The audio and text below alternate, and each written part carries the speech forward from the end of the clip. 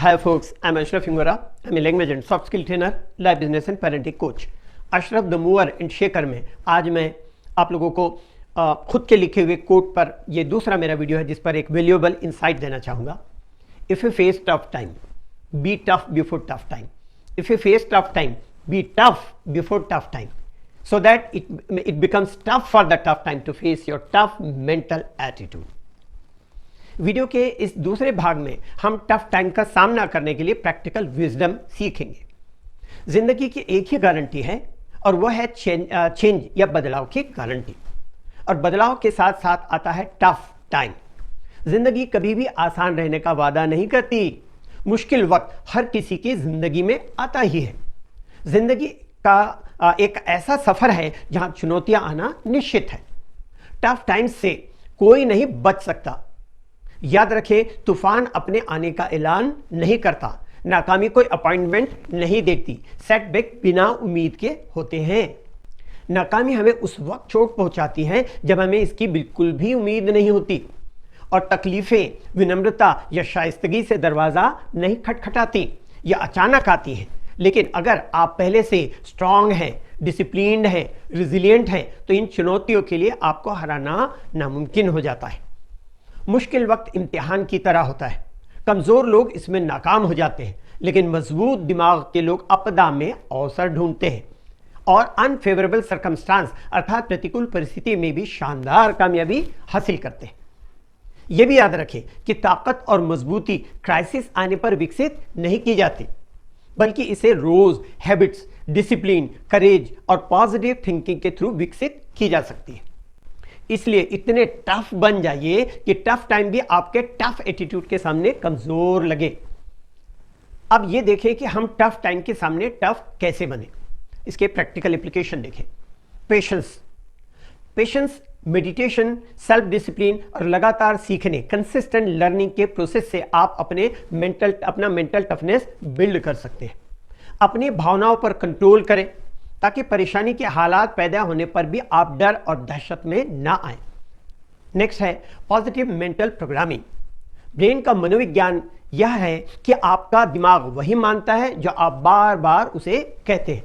अगर आप बार बार ये कहते रहेंगे कि मुझसे नहीं होगा, तो जिंदगी कहेगी बिल्कुल सही, आप नहीं कर सकते, तथास्तु. सकारात्मक दृष्टिकोण अर्थात पॉजिटिव आउटलुक बनाए रखें, क्योंकि बद से बदतर हालात में भी छुपा हुआ सबक और अवसर होता है. रिजिलियंस नेक्स्ट देखिएगा. Fall, learn, rise. गिरो, सीखो और उठो. रिजिलियंस का मतलब होता है गिरना, फिर से उठना और पहले से ज्यादा मजबूत बनना. नाकामी कामयाबी की दुश्मन नहीं है, बल्कि नाकामी कामयाबी का एक हिस्सा है. इंसान गिरने से नहीं गिरता, बल्कि गिरे रह जाने से गिर जाता है. हर बुरे हालात से उबरना, उससे बाहर निकलना सीखिए. नाकामी का मतलब यह नहीं है कि सब कुछ खत्म हो गया, बल्कि नाकामी एक फीडबैक है जिससे यह सबक मिलता है कि आपका काम करने का यह तरीका ठीक नहीं था. अपनी नाकामी को दूर करें और आगे बढ़ें. जिंदगी में आया हुआ सेटबैक आपके कम बैक करने का, फिर से राइज करने का एक स्टेपिंग स्टोन होता है. रिजिलियंस की प्रैक्टिस करें ताकि हर सेटबैक के बाद फिर से बाउंस बैक कर सके. साइंस में स्ट्रेस का फॉर्मूला है stress equal to pressure upon resilience. जब डिफरेंट मेटल्स लाइक कॉपर है, गोल्ड है, सिल्वर है, आयरन है, इस पे सेम अमाउंट ऑफ प्रेशर डाला जाता है, तो उनके पूर्वावस्था अर्थात प्रीवियस स्टेट में आने की क्षमता अलग अलग होती है. मेटल अपने रिजिलियंस को तो नहीं बढ़ा सकता ना घटा सकता, लेकिन हम ह्यूमन बीइंग अपने रिजिलियंस को बढ़ाकर खुद पर आने वाले प्रेशर को कम कर सकते हैं और अपने स्ट्रेस को भी कम कर सकते हैं. जैसे कि फॉर्मूला है stress equal to pressure upon resilience. इसके मुताबिक मान लीजिए कि किसी व्यक्ति पर प्रेशर है 12 और उसका रिजिलियंस है 2, तो स्ट्रेस होगा 12 अपॉन 2 इक्वल टू 6. लेकिन अगर उसका रिजिलियंस 2 की जगह 4 है, तो स्ट्रेस होगा 12 अपॉन 4 इक्वल टू 3. इस तरह हम अपने रिजिलियंस को बढ़ा करके अपने स्ट्रेस अर्थात तनाव को कम कर सकते हैं. फिर देखिए डिसिप्लिन. डिसिप्लिन का मतलब सिर्फ ये नहीं है कि समय पर आना, समय पर जाना, समय पर सोना, समय पर उठना, समय पर सारे काम करना. यही डिसिप्लिन नहीं है, बल्कि डिसिप्लिन का मतलब है जो काम जरूरी हो उसे जरूर करना, चाहे वह कितना भी मुश्किल क्यों ना हो, और जो काम गैर जरूरी है उसे बिल्कुल नहीं करना, चाहे वह कितना भी आसान और कितना भी आकर्षक क्यों ना हो।